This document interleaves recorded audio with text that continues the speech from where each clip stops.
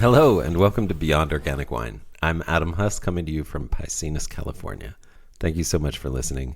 I have a small correction to issue from the last episode about Foxy wine, which you should definitely listen to if you haven't already.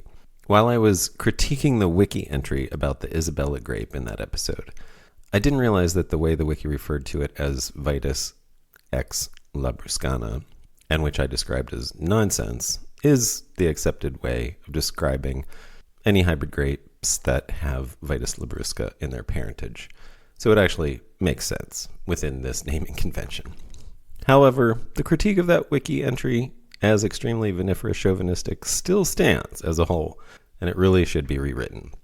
And while that naming convention may be accepted, I'm still pretty convinced that it arises out of a strange and likely prejudiced perspective on grapes. But maybe Labrusca grapes should take pride that even when a grape is less than half Labrusca, it will still be referred to as Labruscana. Labruscana have a lot to be proud of already anyway, being the most popular grapes on planet Earth. I want to thank Colton Pro, who I'm fortunate to work with here at Piscinas Ranch, for pointing out my mistake and giving me this opportunity to learn something. I've talked a lot on the podcast about this idea of being wrong and changing my mind regularly. More and more, this makes me want to talk about actual observed data, real life experiences, and the questions that we still don't have answers to. It seems that what we don't know outweighs what we do know by a significant amount, and I'm finding more and more the answers to many questions is it depends. The details of your specific situation must be considered in the application of any theory, and recipes must always be adapted. This is why observing carefully, listening, and learning from your ecosystem and its inhabitants is so important. At the recent regenerative wine growing immersion that happened here at Piscinas Ranch, we learned a lot about holistic management. One of the reasons I find learning about holistic management to be valuable is because one of its principal tenets is to assume that you are wrong when you take any action on the land. Think about how different that is from the norm and how that changes the way you farm. If we assume we're wrong, we will more carefully observe. We will start smaller, less impactfully, less invasively. We will do tests and trials to get feedback. We will want feedback. We will have a mental predisposition to accept corrections, and we'll continually be open to learning. We will look critically at our own ideas and plan for adaptation. I definitely suggest learning more about holistic management, but if you take nothing else from it, I don't think you can go wrong by embracing the principle of assuming that you are wrong. Because, as I've learned, no matter how careful you are, you can still make mistakes, and we need each other to learn. We can't see our own backsides. Well, at least not without two mirrors, but it's much more fun to have a friend tell you about your backside. My guest for this episode is Nick Hillman. Nick has worked with vineyards on 3 continents, including all across the United States. Nick now lives in and does vineyard and farm consultation in Texas with his company, Regenerative Agriculture Solutions. Nick has been on a journey that led him from conventional recipe-type viticulture to a transformed regenerative outlook and approach. He tells us about the ideas and experiences that began to make him ask harder questions, the things that didn't make sense or seem wise.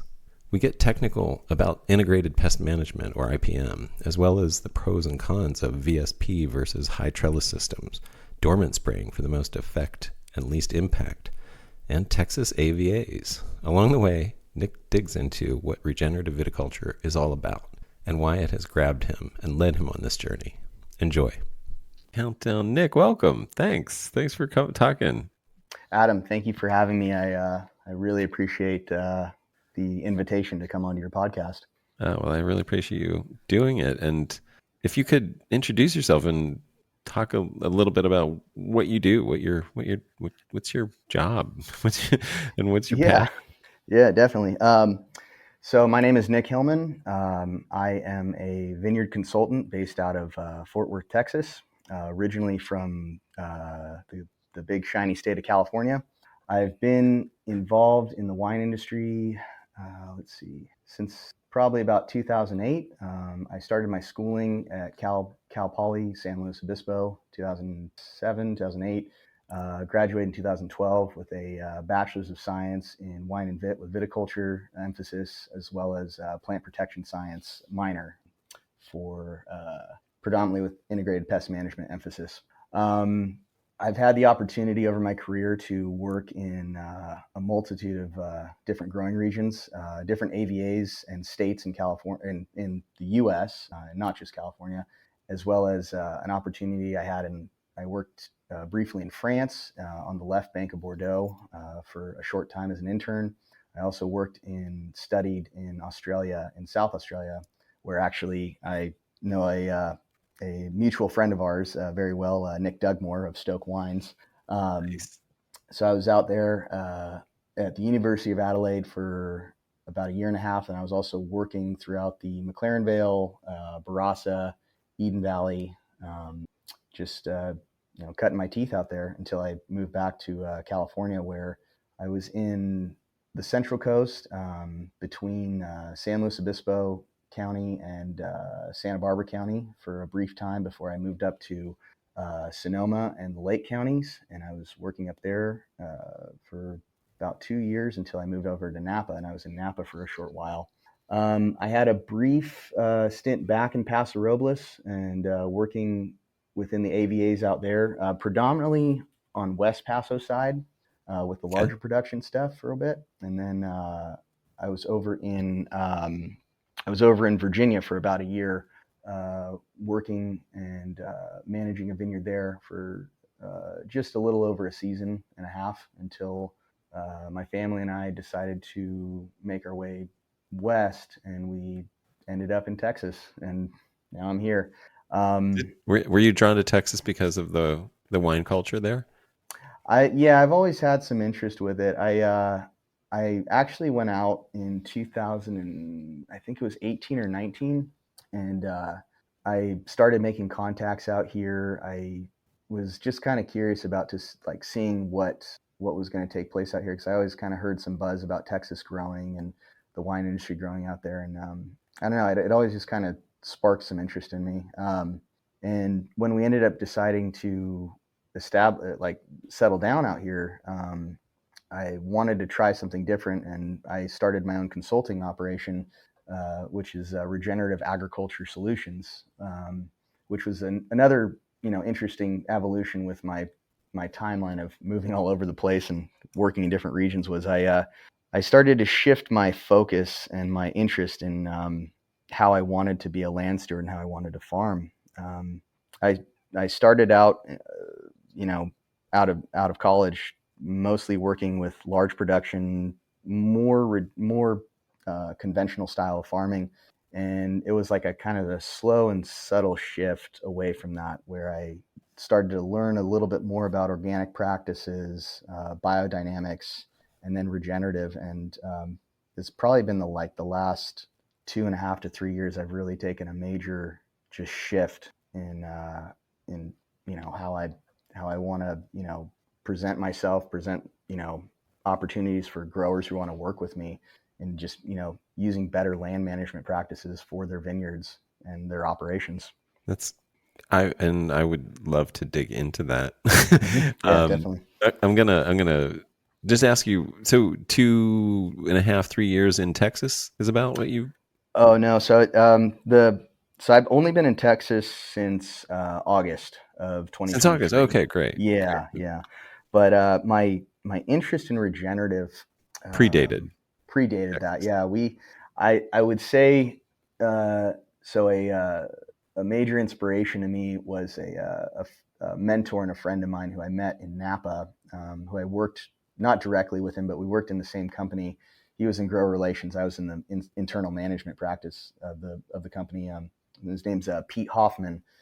He has a small label out there called Alm Cellars. It's AUM, and Pete had been utilizing minimal intervention practices. Does, can I ask you, does he Mhm. pronounce it Om or Ohm?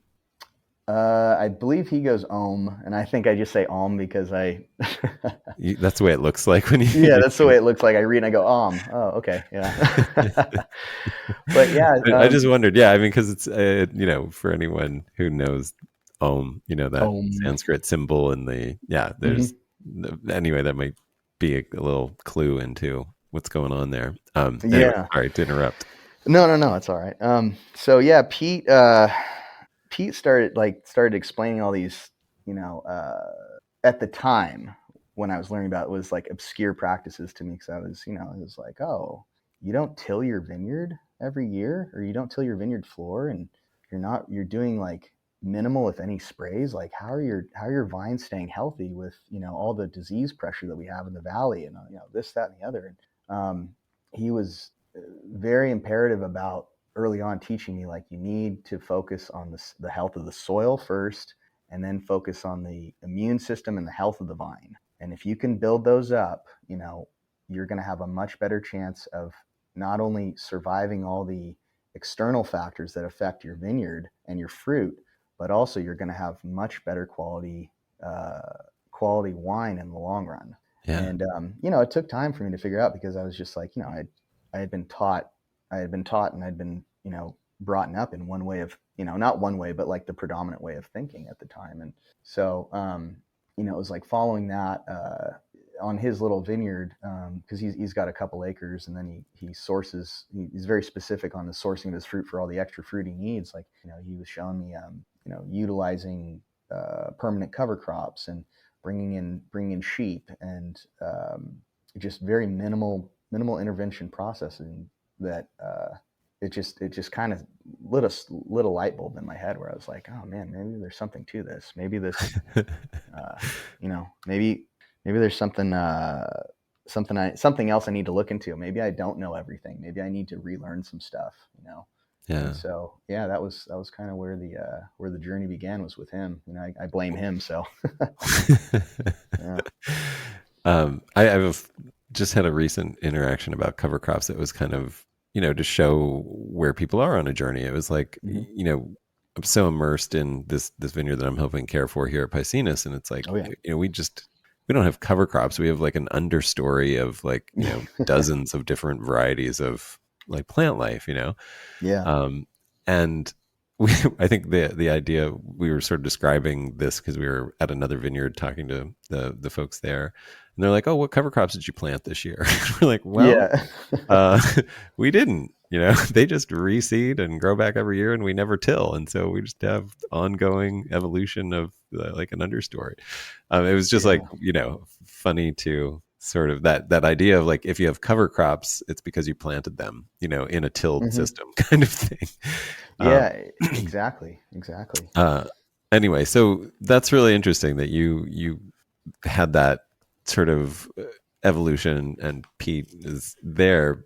I What else? I mean, like, what was before that? Like, what can you are you close enough to go back to kind of characterize where your mindset was and how you thought about growing grapes prior to that, like before you started thinking about that, and sort of what some of the Um, specific thoughts were that triggered you to take a second look at what you were doing and thinking? well, yeah. So, I was kind of just brought up in the mindset of, it was a very, uh, Model T sort of factory style farming that gets it. It's a very common thing to be said nowadays, especially with the people who are um, assisting with educating the masses about, regenerative practices and regenerative farming. And I was one of those farmers who just, you know, we follow the paint by colors, or paint by numbers sort of steps of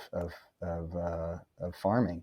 And it just, I don't know, it was sort of a gut instinct sort of thing, where I was like, just something doesn't feel right, because uh, the vines just didn't feel any healthier year after year after year of doing the same things over and over again, having to use like the same chemical inputs, and oftentimes even more chemical inputs, because it's like, you have resistance to this, you're not going to be able to use this thing anymore. We're going to have to, keep throwing a new uh, chemical formulation, or a new piece of machinery, or a new, whatever it is, some sort of input, that instead of just focusing on, like, well, maybe we're asking the wrong questions, or maybe we're just not searching for what it is that is the root cause. Why are the vines having that issue? Why are we constantly having to, put these external, synthetic supplementations in year after year after year, where, like, it's like the vines are dependent or any crop rather than that. It's like the crop's just constantly dependent year after year, and they can't be, self-sufficient on their own. And the other interesting thing was like learning that it really and like I credit this to, your boss at Piscinus, Kelly, and a lot of the other pioneers, who really emphasize we need to focus on the soil. And that was never really a major thing. Like I went through soil science and, learning the standard operating procedures of learning the basics of what you need to look for when you do a soil test and things like that. But we weren't really getting into the heart of like, well, the soil is a living thing and you need to treat it that way. You need to treat it with respect. You need to be um, nurturing it in a good way, in a good relationship, that it will return back to you. Whereas we were, for so long, I was only treating it like a medium. And, it's like, okay, the soil is depleted in, nitrogen and phosphorus. Okay, we'll just inject more of that and we'll be good to go. And then we'll come back again next year and, rinse and repeat sort of thing. So, Yeah. yeah. And I mean, there's a lot I want to get into there, but Mm-hmm. I think, can you talk about how you thought of the soil if you didn't think of it as a living thing? Like what was, how It did you, was just a home for the roots. I mean, yeah, like a medium? yeah, it was just a medium, and I Yeah. think that is the mindset for the most part, where instead of really focusing on, you have billions and billions and billions of microorganisms and species living in that soil that play a vital role in the mutualistic relationship with the plants uh, that you're trying to cultivate.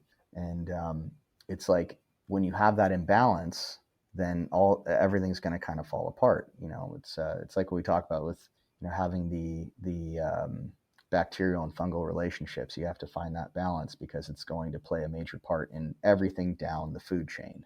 Yeah. And I feel like that's the problem, is like with the practices that have been implemented for, since at or before the Green Revolution, with the introduction of ammonia-based fertilizers and stuff. It's just that imbalance has been causing more and more problems and snowballing over the decades. Yeah. And so you mentioned you had some training in or focus in IPM, Integrated Pest Management, in your Mm-hmm. formal education. Mm-hmm. And I think you've sort of let me on that this sort of planted some seeds of like more ecological thinking for you that sort of then, led you, made it almost like a gateway Yeah. revelation about this way of thinking. And I'm Yeah. wondering if you could sort of talk a little bit about that, if you, what, yeah, what you studied and when you started asking questions because of what you were learning. Yeah. So IPM stands for Integrated Pest Management or Integrated Pest Control, and it's basically a checklist of management practices one will utilize to suppress any sort of a pest that may be affecting your crop. Uh, Try to keeping it below the economic injury level, the EIL. Um, Initially, you're going to be inspecting your crops, often monitoring, just keeping a close eye on things on a regular scheduled, routine, IDing anything that could be present. So, be it pathogens or insect pests, vertebrate pests, you name it. Following up with monitoring of that ID'd pest and determining what the EIL threshold will be where you really need to uh, make action happen. So implicit Next, within that, mm-hmm, if mm-hmm, I'll just stop to sort of yeah, ask questions as, forgive me, but I'll, keep no, going, please do, please keep your do. train of thought.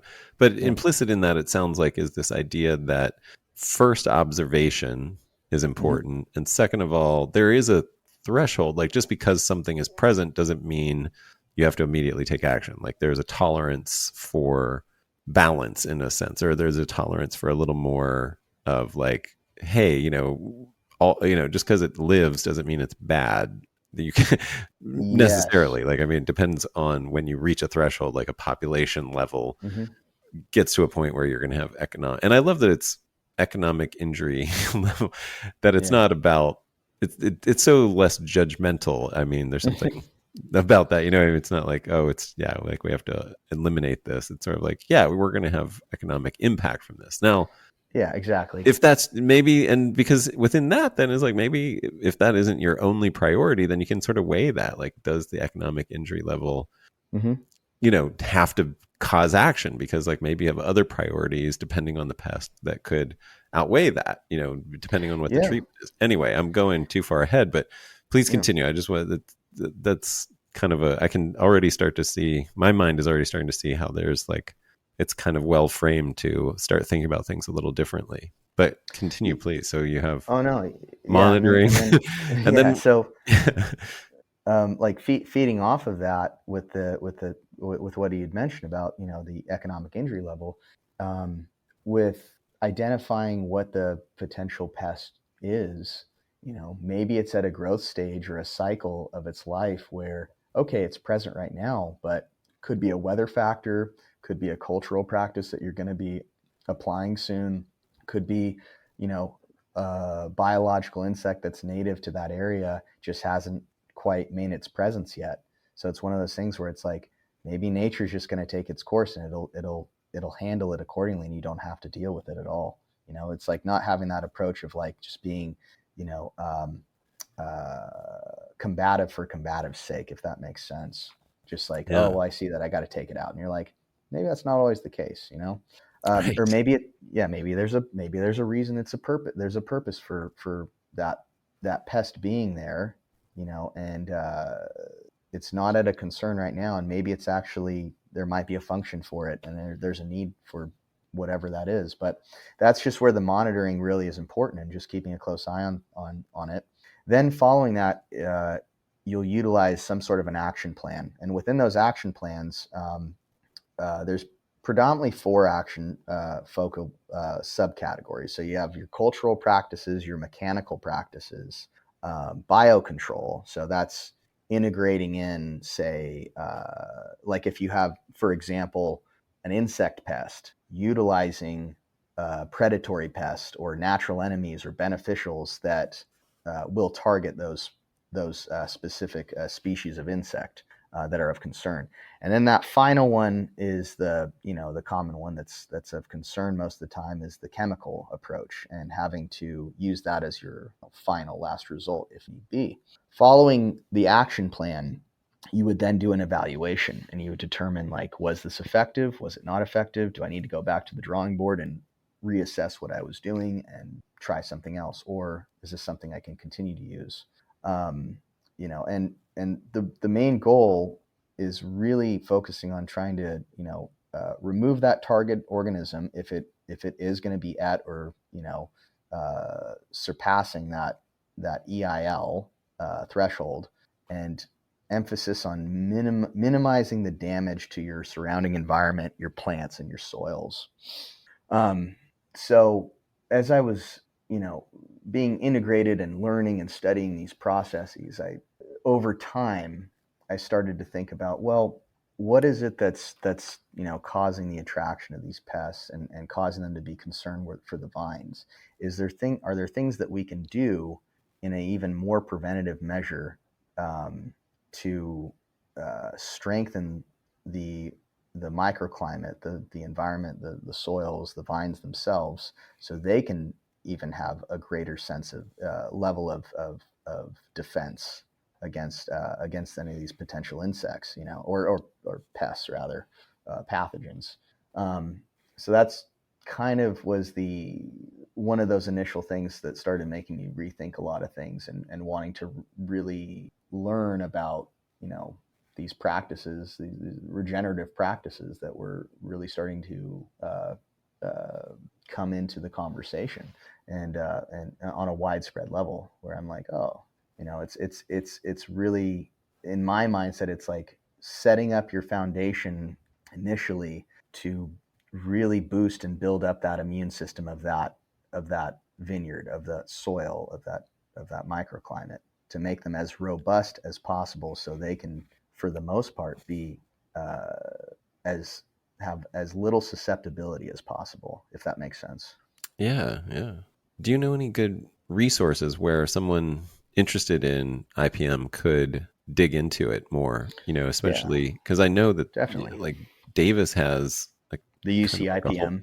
yeah, the UC Yeah. IPM, Hmm. and it's doesn't it? I mean, you can pretty much it goes like pest by pest, right? Like you can kind of do Oh yeah, it's always growing, and I mean, it's catered for the most part for California, but there's a right, lot of general information on there that's really helpful for even landscape developers, gardeners, uh, and it's not and even for commercial operations, it's not just for grapes. right, It's for because as you know, California is a it's yeah, got a wide orchards variety and of yeah, orchards and row crops and everything else. And so, yeah, I mean, it's an amazing resource.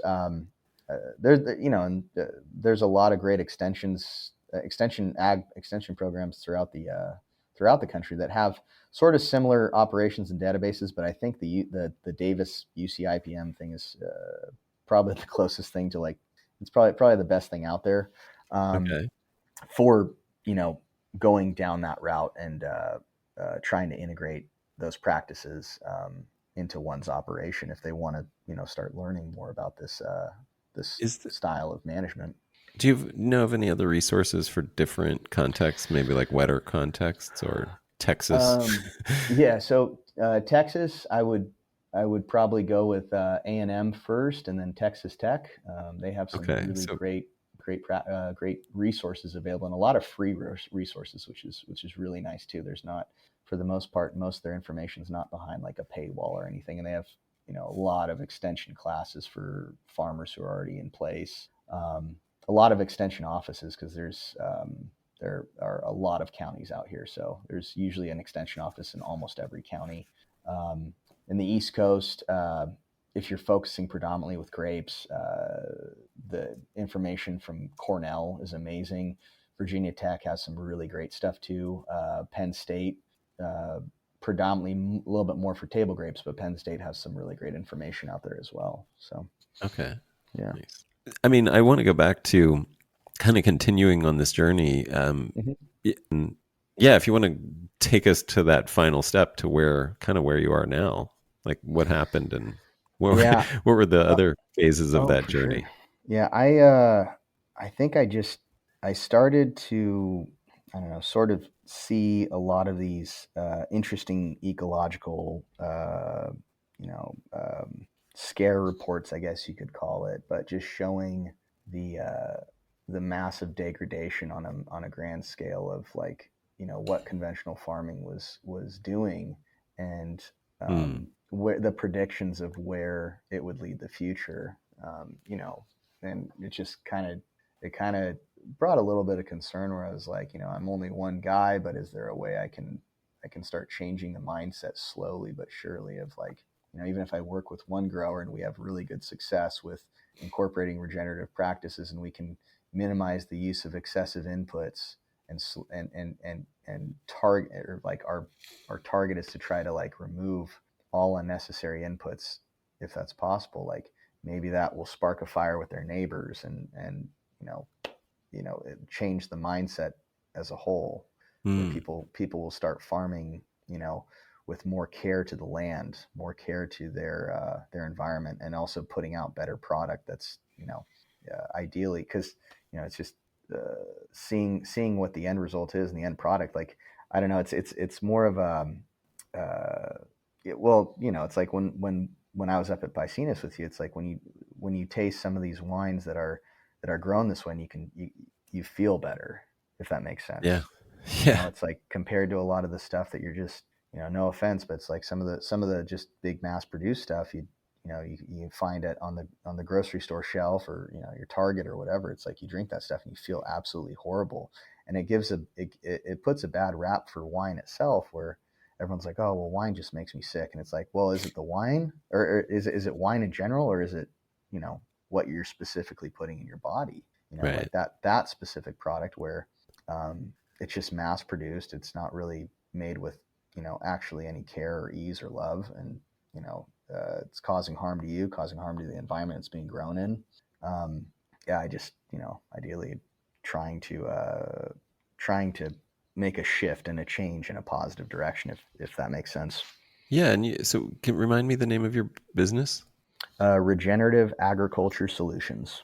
So when you started that about 2 years ago, 2.5 years ago? No, I started that just before we were. I started Recently. the idea started just before we were leaving the East Coast. So I had Okay, a friend gotcha. of mine out in the East Coast, and it was kind of funny. He had I think it was like a couple hundred acres of just great, like just cattle grazing land, and he was already well aware of regenerative practices. He actually leased some land to Joel Salatin for Joel to be able to graze some of his cattle and run some of his chicken tractors on his land and stuff. So Yeah. it was really nice prime land, and he was like, "Hey, I want to put some, I want to put maybe a 5-6 acres in on my property." Um, of some grapevines, and he's like, I just don't know where to begin. He's like, but I don't want to, I want to try and spray as minimally as possible if I don't have to spray at all. And I really want to, are there regenerative practices for viticulture? And I was like, yeah, of course there are. I said, but I was like, each region is going to have its own specific needs and its own specific tools that are going to work for it. So it's not going to be a one size fits all thing. And so he was actually like my first, unofficial client, where I wrote him up a really cut and dry report, and I just, gave him some suggestions of some really good varieties that would be resistant to a lot of the common diseases out there, some hybrids and whatnot. Um, eh, we it was actually kind of funny because at the time I wasn't as focused on utilize, and I didn't really know as well about the Watson system, the trellis system, but I was like, well, you're going to need to use some sort of a sprawling system to open up the canopy, blah blah blah. So I brought up the idea of like the Geneva double curtain at first, but Yeah. then like it was funny because as I was delving more and more into stuff, and really examining more of what you guys are doing at Piscinus, then like I went back and I was like, okay, actually, you know what? Maybe focus on this Watson system. This might be your better bet out there. And just um, throwing out some practices and suggestions that I thought would have been really effective for him on his current on his land. And so at the moment, he's slowly, kind of slow to start, but he's in the process of getting things set up, and I think he's going to be establishing that little vineyard early next year. So it's really cool to see, and I'm hopefully I can be out there to help him when he gets things started. So yeah. Oh, that's great. Yeah, and then when I got out to Texas, that's when I did the official stuff, the admin, getting the the business license, the LLC, all that, and everything else. So made myself made the brand officially. So yeah. Gotcha. Well, Mhm.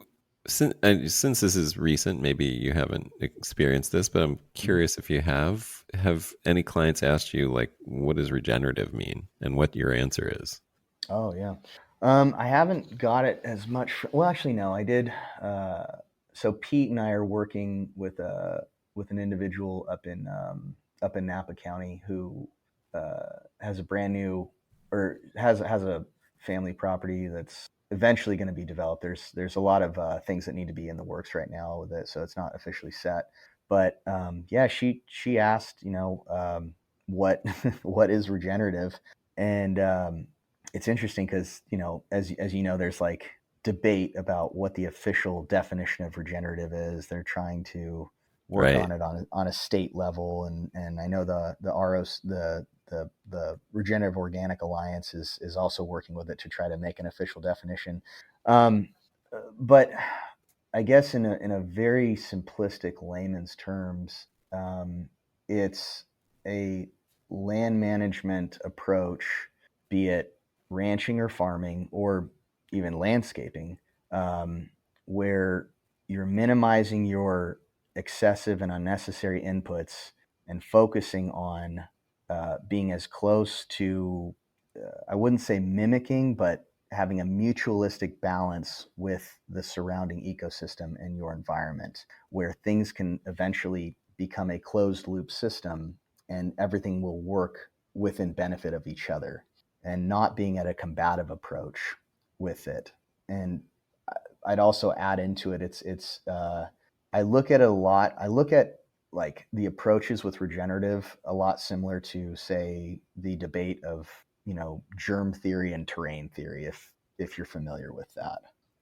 No, go ahead. Okay, so I mean, maybe I am, but yeah, so there were the school of thought of germ theory and terrain theory, where germ theory was coined by Louis Pasteur, and Mm, terrain theory was coined by, I can't remember his first name, but it was I think I could be wrong. Someone's gonna have to correct me on this, but I believe his name was either Francois Becamp, or last name was Becamp, and okay.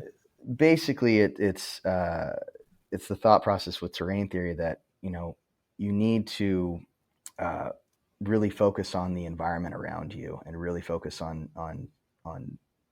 building up the immune system in the environment around you, finding that mutual balance of everything, which will strengthen yourself from strengthen your internals, your immune system from within, instead of having a immediate combative approach of like, okay, as soon as something's there and something's foreign and it's going to be potentially an issue, we have to act on it immediately. We have to put an external input to eradicate it, you know, um, and take it out. And I think Mm. there there is some kind of similarities to that with say looking at regenerative compared to the standard conventional approach. Yeah, it's it's funny. I googled this. It's Antoine Béchamp, Thank you. There and we go. Yeah. uh, of course the the wiki about it is very negative. Like, this Oh yeah. is a Yeah. pseudoscientific belief, blah blah blah. Like, or well, it's listed in that like an obsolete variation known as terrain theory, Oh, of course. Yeah. and yet uh, everything I know about soil and quorum sensing and quorum Hmm. signaling suggests that terrain theory has a lot more to it than an obsolete and pseudoscientific basis. Hmm. In terms of, I mean, I don't know. Everything that I seem to be learning is about how the soil, if you see a plant growing, it's telling you something about what's going on in the soil. It's expressing Hmm. an environmental characteristic. And so Yeah. nothing's a weed. It's a communicator. It's telling us stuff, Yeah, it's telling it's us what, telling you, hey, you're at this pH, or there's you're probably at this range. You're deficient in this. You're excessive in that or that or element. And yeah, I think you're absolutely right there. Uh, it's going back to the mindset of like identifying, looking at it, really getting an understanding before acting immediately. I think there's just too much immediate action where you see something foreign and you're just like, oh, I got to take that out right now, Whereas instead right, of like learning it, getting an idea, okay, like, well, what's my soil actually telling me by by right, right. by presenting this this species, Yeah, if the only thing that you think when you see a species is I have to remove it, rather Yeah. than asking why it's there and what it's telling me and what that says about my management and the needs of the land, Hmm. then you're just going to keep trying to remove it indefinitely because it's going to And keep coming back until you it, learn. exactly, It's going to keep giving exactly. you that opportunity to ask those questions. So you better And then ask them the first time. yeah, and Um, and and that's the other thing that is was one of the big light bulb moments with me was, like we in the past, we would utilize this array of cocktail chemicals throughout the growing season, and you would always have you would never be at complete eradication, right? You'd always have a percentage that would come back, and then that percentage would have the resistant evolutionary gene, and then right. it would grow from the next year and the next year and the next year. And so the mindset was, oh well, we just need to hit it with something stronger. Yep. And then you're like, no, you're just going to continually reinvent the wheel, and you're just going to create more resistance by doing that. Like Yep. you're you got to go back and you got to start asking, well, why is it here in the first place? Like, just like you said, yeah, why is it here in the first place? And what is it telling me? What is it that needs to be addressed Yeah. and fixed from the get-go? Yeah. Yeah. So one of the things that you talked about was the Watson trellis system, and Hmm. this was one of the things that I was going to spring on you, not just the Watson, but Yeah. I've been thinking a lot more about the benefits of an elevated Hmm. trellising system because VSP is so dominant. Oh yeah. And have so I'd love you to talk about what you've seen and observed and just the instinct. But I mean, to me, Hmm. there's so many benefits. So I'm Hmm. just observing here in the vineyard that I'm working with, and we've had some heavy frost, even though this is a elevated vineyard up on a hilltop. Yeah. The slope, it slopes in all directions for the most part. There's maybe a pocket that's sort of a little depression, Yeah. and not like a full on slope. But even on those slopes, and we've had heavy enough frosts in the past couple weeks where everything below 30 inches just got fried. Yeah. Any growth Yeah. below 30 inches on the vines is crisped, brown. We hope it'll grow back, but we don't know. And Hmm. above that, everything above that is beautiful. And it's Yeah. just like clearly if if we had had everything trained at like a 30-inch grow wire and things were just sprouting out, we would have lost like a whole lot of the crop this year.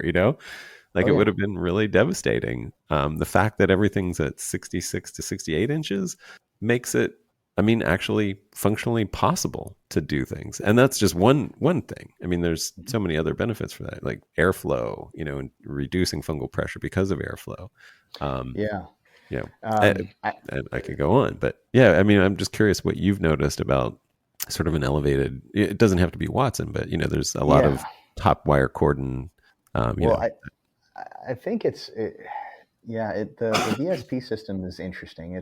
It's very effective for uniformity. It's very effective for doing mechanical really harvesting. mechanical harvesting, mechanical operations, which seems to be the way a lot of farming practices are going to be shifting for the larger acreage operations in California because of the challenges with labor costs and whatnot.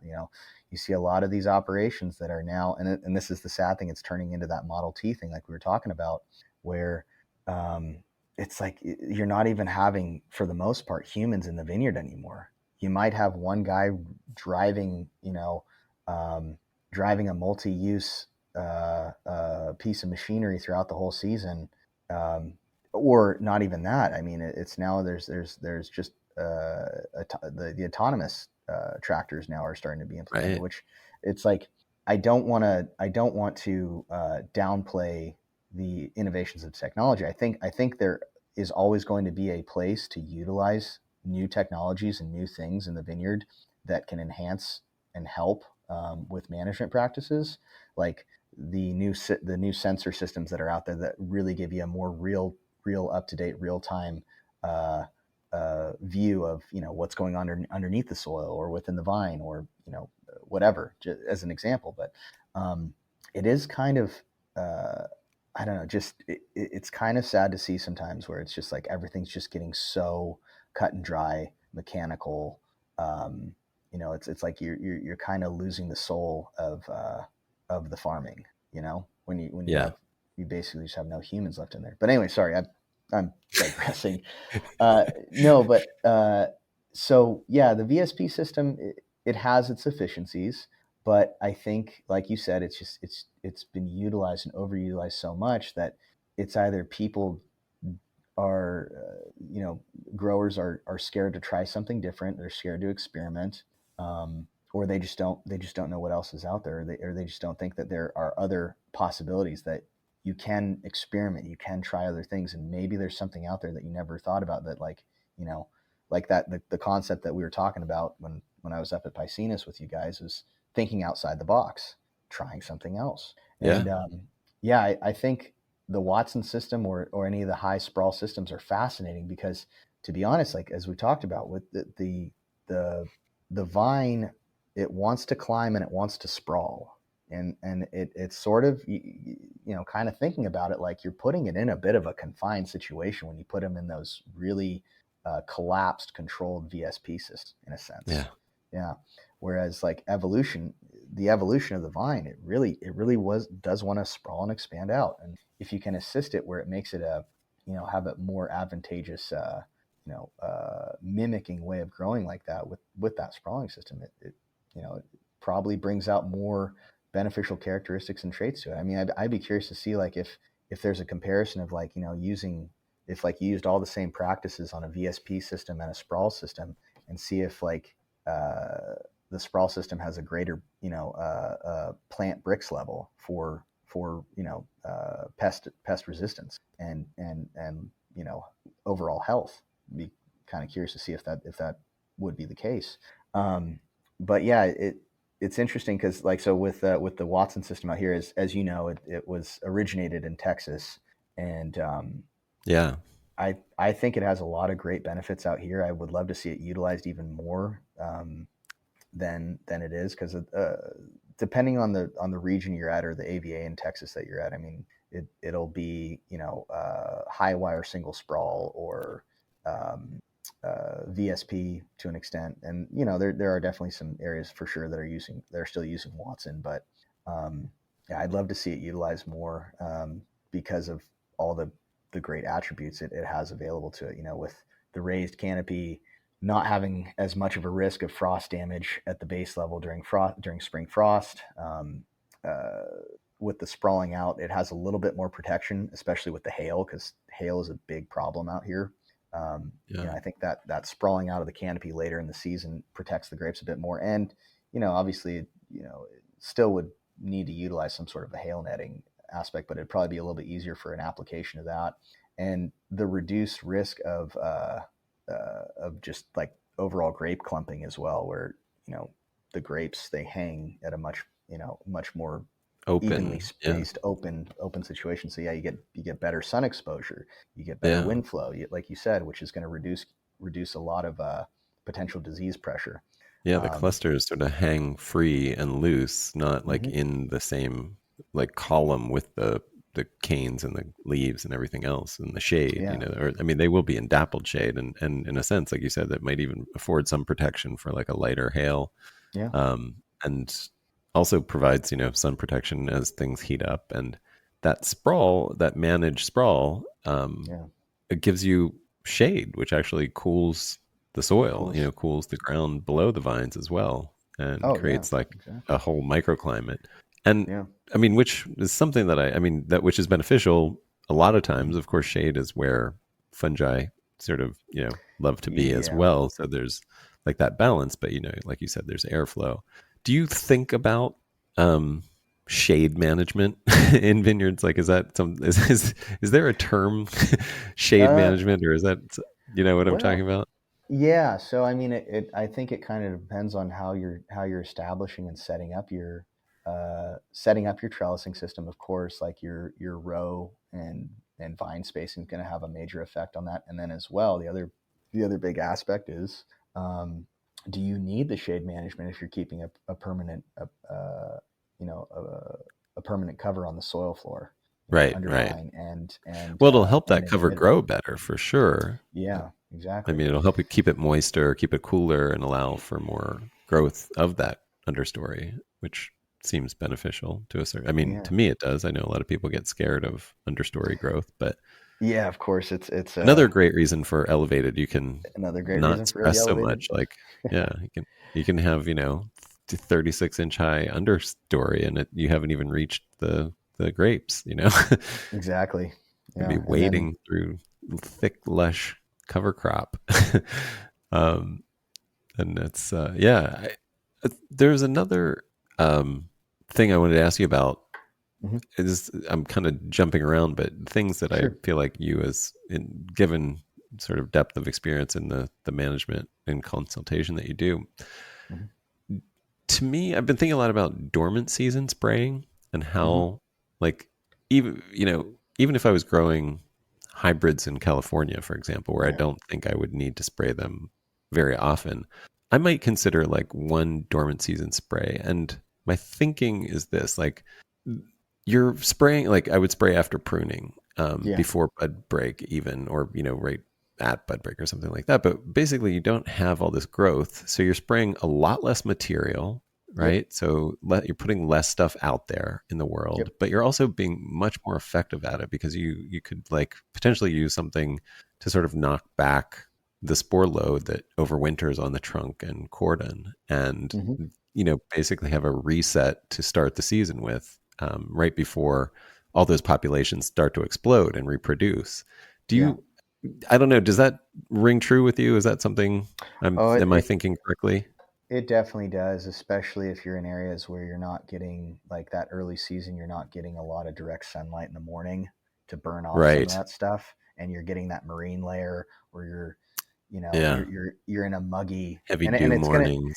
yeah, the early dew mornings, because you got to think about, you might have some early powdery mildew pressure that comes about, but the big ones obviously are Phomopsis and Anthracnose. You gotta address those early on because those are going to be your early season uh, fungal pathogens that are going to affect your Right. early growth. And kind of thinking about it, like if you don't take care of the early growth, it could really make that season, at the start, a real struggle for the vines to really get established and get the new shoots really established in the canopy and everything. So, yeah, I don't In think there's.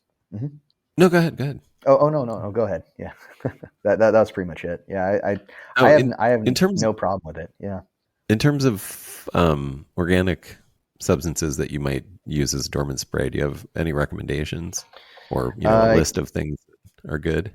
yeah, I mean, copper sulfate is an Yeah. organic, but you got to be careful with it, obviously, because too much copper Yeah. toxicity is going to be bad for your soil.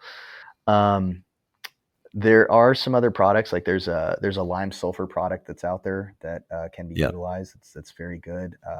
Uh, I I would recommend a lot of those. I mean, even early season stylet oils, to a very controlled extent, would be, I think, would be okay. But you just have to be, you just have to be careful with when you're using those things, and just be mindful of like not being completely reliant on them year after year. Maybe uh, trying them out, and then, again, it's like going back and trying them out and then evaluating, like, okay, we had some good effect with that, but what are the potential ramifications that could happen by utilizing that? Like what other processes could be affected negatively by using that for that target spray? Um, Right. Yeah. but I mean, yeah, because stylet oil can affect some of the insect life. Right. exactly, That's exactly. So it's like one of those things you got to be careful with if you're wanting to establish your beneficials for early spring and you're doing a dormant spray. Like, okay, what's that going to do is your pollinators and your other beneficial insects that are going to be there for protection for any potential pest insects that might be just overwintering and not quite hatching out yet. And I know you've been thinking a lot about sap analysis and Brix Oh yeah. content in vines. Can you talk a little bit about that? Yeah, so it's that was actually it was kind of relatively recently I really started focusing in on that, and it was uh, definitely emboldened after the the lectures that Kelly gave on it, and what everyone, y'all at Piscinus are doing, because I really want to utilize the sap flow analysis in place of standard tissue analysis this year Mm, with clients who are interested, because I find it just, I don't know, I just find it like it could be a much better, more effective and efficient way of really getting a better glimpse at how the vine is handling the growing season. And yeah. yeah, um, and the raising the plant bricks for resistance too, and longevity, especially you know with the risk of piercing sucking insects and whatnot. That was just fascinating. It was kind of one of those things where it's like I know I had heard about it before, but I never really gave it some thought. And then kind of hearing it again at Piscinus, I just was like, okay, I really got to look in on this more, and I gotta do a deeper dive, because that kind of strengthens a lot of my uh, I guess preconceived thoughts and mindset about really building up the immunity of the vine, because that's Right. essentially what it is. Like you get to that that level of strength within the vine, they're going to be very resilient, and it's going And to. just if we Mhm. can step back, so like I mean, I'm sure Sure. winemakers, wine people in general think of bricks in relation to Just with when you're fruit. harvesting Yeah. grapes and you're measuring sugar content in fruit, and other people who measure fruit, any Yeah. kind of grapes or apples or pears or any kind of fruit that you're making wine with or Yeah. eating. But what we're talking about is actually the like crushing up a leaf and measuring the bricks of Hmm. the juice that you express from like a leaf from your apple tree or grapevine, and what the findings are. I mean, you jump in and correct me, but Oh. from what I've read and what I can remember is, once you reach a certain threshold over like 16 bricks in your sap, essentially Hmm. like bugs don't want to eat it, don't want to like suck, like the leaf suckers don't want to suck your vines Yeah. anymore. Is that, And and other pests I think sort of fall away as well. I think it's from what I have a basic understanding of it. I think it's like it just builds up so much strong positive pressure within the phloem that Ah, yeah, when those piercing sucking insects want to try, and I would guess, I don't know for sure, but I want to believe that there's probably some sort of aspect that the plants are also, because they're sentient beings just like us, where they're giving off signals and communication to the other plants, and they're giving off defensive chemical hormones and whatnot. They're probably giving off some sort of you know warning signal to the insects, like, hey, this is going to be a really hard time for you if you try to feed on me, you know.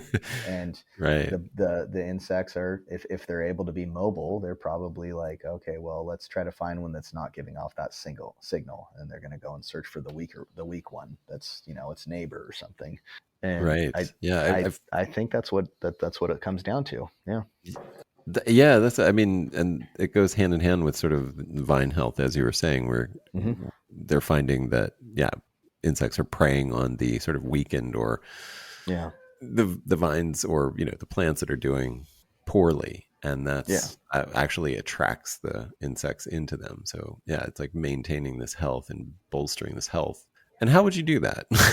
What are you finding works to bolster health? Well, I think it starts with the foundation. Really knowing, like, when you're establishing and setting up your vineyard, uh, knowing in and out your soil type, and not just your soil type, like, what the active organic matter is, what the compaction level is. This is going to be pH, available nutrients within the soil. Setting yourself up for success, setting it up where, like we talked about with regenerative practices, it's just a toolbox. It's not a one size fits all approach. So you're really focusing on what aspects I need to utilize. So be it, you know, your trellising system, your plant selection. Maybe you're in an area that would probably do better with hybrids than, purely vinifera.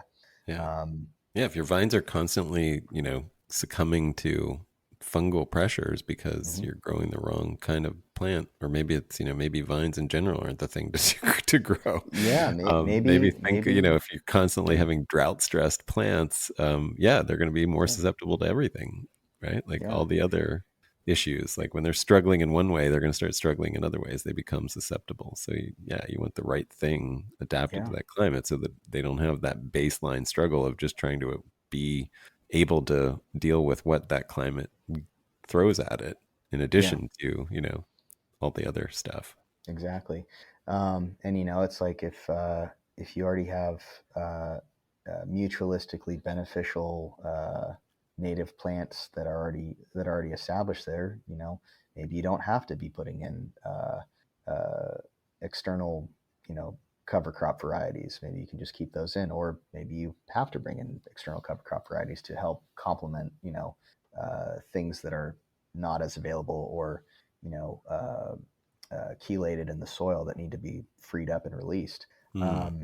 Yeah, so I think it really comes down to the initial foundation, and this is the hard thing too. It's like sometimes the correct answer might not always be the popular answer, which is sometimes the case with things, where it's like, well, this obscure variety uh, would do really well out here, but the market says that everyone wants this popular variety, but that popular variety is going to be a real nightmare to try to establish, Yeah.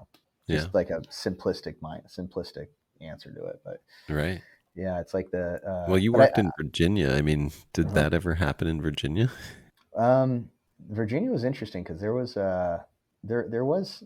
some interesting use of some hybrids and whatnot out there, and Okay, they great. they were very successful, Yeah. very good. But there were some other challenges. I mean, there were pockets of the state where you could establish like you were able to establish certain Bordeaux varieties and whatnot, but it was still a challenge. Right. Um, and Yeah, that's what I yeah, think of more as the norm where it's trying to build. Anyway, yeah. I won't pick on Oh no, Virginia. it's all right. I was listening to your previous or the most recent podcast earlier about the Foxy wines, and it was like, yeah, you're hitting the nail on the head. Like you put this stigma out initially, and everyone just takes it and runs with it, and it's like, well, most of the time, the people who are criticizing some of these, native vine varieties or hybrid vine varieties, like, have they actually really delved into it, or are they just playing telephone and just listening to what some quote unquote expert, Yeah. specialist is just telling them what to think and Yeah. what to think and how to drink, basically. Yeah. And And that misinformation is so pervasive. It's very easy oh for yeah, somebody who, you know, to just believe it without, if you're hmm, not going to be critically, I mean, there's nothing really other than like my episode to really yeah, challenge that idea yeah. of like what is disseminated out there en masse, unless you've actually worked directly with these things and spent some time thinking about like, hey, this is not at all what I expected. Oh, exactly. And it's interesting too because then like with a lot of the times when you get presented with an alternative to what your preconceived thought process was, you're either going to hardline it and you're just going to stick with what you you know what your initial beliefs were, or you're going to go, you know what, maybe I was wrong, maybe I need to rethink some things and reassess. And Yeah. I kind of, I don't know. We talked about it briefly beforehand, or not here, but when last time I chatted with you, and I do think there's a major shift happening with the wine consumer now, and I Yeah. think there's going to be a lot more uh, uh, openness to alternative varieties, alternative, uh, you know, obscure in the sense of like, oh, well, it's not what's been established for the last, few decades or whatever. I think there's going to be a major shift in the foreseeable future where, as people are being, or the consumer is starting to really ask more questions about, um, you know, the land management, the growing practices, Yeah. questions that weren't as focused on a mainstream level in the past. Now people are asking those questions more, and I think it's going to make a shift where it's going to become probably more widely accepted to utilize certain varieties and certain obscure uh, or lesser known varieties that were not as popular in the past because they're going to be able to handle the changes in the climate much better, and they're going to be better suited for certain microclimates that initially probably weren't ideal for you know the standard varieties that were in place for so long. Yeah. Yeah. Yeah. Yeah. I think more and more, how cool it would be if the wine culture wasn't a culture of like trying to preserve this very narrow and stagnant thing, but Mm-hmm. that it became a culture, like the culture was a process of adaptation. That's what it is. So it just means we're gonna embrace change and follow that where we're going. Um, Yeah. but and I'm glad that you're on that journey as well. And if what's your range in terms of clientele? Like how far are you just Texas based at the moment? I mean, yeah, there's a potential development that's going to be happening in Northern California. I'm just waiting on, just waiting for the process to unfold with some stuff on the owner's end. But yeah, predominantly I'm going to be Texas based, where stretching from. So for listeners who don't know much about Texas wine, Texas has 8 designated AVAs. And if you want, I can go through all 8 of them if or very briefly if you want. But Yeah, please. yeah, so the most popular one, it's the third largest AVA in the U.S. is the Hill Country. I think it's what is it?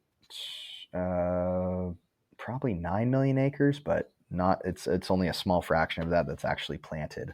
Within that Hill Country AVA, there's 2 other AVAs. There's the Bell Mountain, which was the first AVA in Texas that was designated. I think it was 85 or 86. I'd have to look back on my on the actual records of it. Then you have Fredericksburg. There's the High Plains, which is in spanning outside of Lubbock and West Texas, which is the largest planted acreage. So that produces that is where most of the grapes in Texas are grown. Following that, we also have Escondido, Mesilla Valley, Texas Davis Mountains, and Texoma, which is the one AVA that I'm closest to, being closer to Oklahoma and North Texas. Texoma, okay. Texoma, yeah. And it's very, very diverse, very different microclimates throughout. So like as you're closer to big state, you're closer to West Texas, it's going to be Escondido and Mesilla are a little bit higher in elevation. Same with High Plains. So, and it's a bit more of a desert appellation too. So you're going to be dealing with a lot more extreme cold, extreme heat. They have a bit more of a risk of they get quite a bit of hail too. Disease pressure is not as big, or not as much of a concern out there. As you move towards Central Texas and East Texas, that's where you're getting a lot more humidity, and you get a lot more. You get more rainfall than West Texas, obviously, but you're also dealing with a lot. I would say it not as comparable to the disease pressure of the East Coast, but it definitely has a fair bit. It's like middle road between California disease pressure and East Coast disease pressure, if that makes sense. Yeah. So yeah. Okay. Yeah. Okay. So, and your website is regenerativeagsolutions.com. Is that right? Yes, sir. Regenerativeagsolutions.com. Cool. Is there any closing words? Did I not ask you something that I should have asked you? No, I think we covered all of our bases and then some.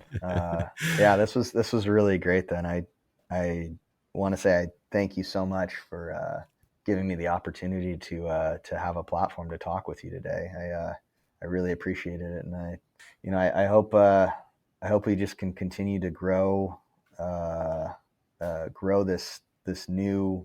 Well, I don't want to say new. It's grow this traditional way of thinking, but to the new mindset out there. Yeah, maybe like revive the traditional way of thinking. Yeah, exactly. Revive the holistic traditional way of thinking. So I truly appreciate it, Adam. Oh, thank you so much. That's really well said. Thanks. Really appreciate it. Well, that's all, folks. Thanks so much for listening. I hope you enjoyed that as much as I did. I really think that Nick's journey is inspiring, and his desire to share it is really inspiring, because I think one of the things that I was thinking about is how you hear about people like Nick who start farming in a certain way and then learn and change, and they take a better path. They take a more regenerative approach to life and to thinking about how we can manage the world that we live in, how we can manage our lives in this world. And they don't go back. Like, you don't hear about things going in the other direction. And that's really hopeful. You don't hear about people who are hardcore regenerative sort of, having this epiphany that conventional is the way to go. Conventional is the future. And I know that sounds really silly, but if you think about it, that's really hopeful. That's really encouraging. And it gives me a lot of hope anyway. And just along those lines, I have a couple book recommendations for you. I've been thinking a lot about, I said at the beginning about how every situation you can almost say it depends. There are nuances, there are complexities to every context that we're in, to every farm that we farm. There's different ways to approach it, and it's not going to work the same for everybody. This individuality is something that I think we're beginning to realize is true for so many things, and animals and birds are something that have been on my mind in this especially. I've been talking to the ravens in the vineyard here because we trap gophers and things like that, and I've been whistling to the ravens to let them know that I have a gopher for them, and they've been responding, and now they know when I whistle a certain way to come and have dinner, and it's been really cool. Watching these birds fly, they soar, they flip onto their backs, they talk, they fight, they mate, they have incredible personalities. Like, I haven't been able to distinguish them yet because I haven't spent enough time in close proximity to them, but seeing their individuality, seeing their joy, like, they are not these biological machines that are just responding to stimuli. They are absolutely living with joy. That's really amazing. When they fly by, I think they feel sorry for us because we're just stuck down in our heavy boots on the ground, between the vines, and they can dip and swerve, and they don't even have to beat their wings barely, and they just soar through, flip onto their back just for fun, kicking it. It's incredible. Anyway, the books that I've read along these lines, Wesley the Owl. And Wesley the Owl, if you haven't read it, is this incredible story of a woman who raises a barn owl, which had a nerve damaged wing and was not going to survive in the wild. So she took it and raised it as her own, charge, and through its entire life. And so it is actually an incredibly heartfelt, beautiful story about finding the individuality in this other being. It's great for the whole family, and does have a sad ending, as all stories about things that have shorter lifespans than us do, but it's incredibly inspirational. And one of the really amazing takeaways that I had from it was just how many things we miss in the day-to-day basis, how much we're unaware of. And this was a repeated thing in this book that you'll have to read to see why it is, but that awareness is something I've been thinking a lot about, especially as I work in a vineyard and I'm surrounded by all these birds living their individual lives. And, I literally see eagles every day if I pay attention, and multiple different kinds of eagles some days. And it's an incredible place where if I didn't pay attention, I could miss so many things.